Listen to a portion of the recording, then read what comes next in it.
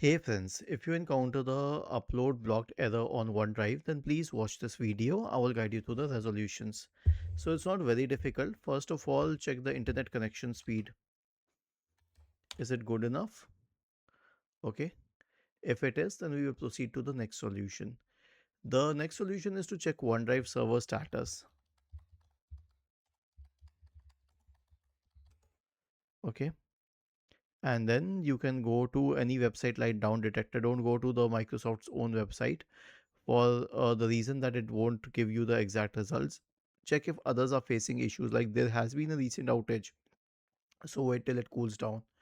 Now once this is sorted out, and if you still encounter the issue, click on the OneDrive icon here, click on the settings symbol, click on quit OneDrive, click on close OneDrive, let it close, search for OneDrive once again, open OneDrive. It will not fix the problem immediately.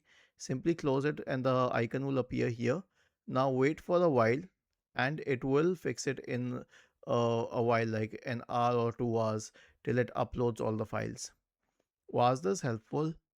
If yes, then please subscribe to the channel.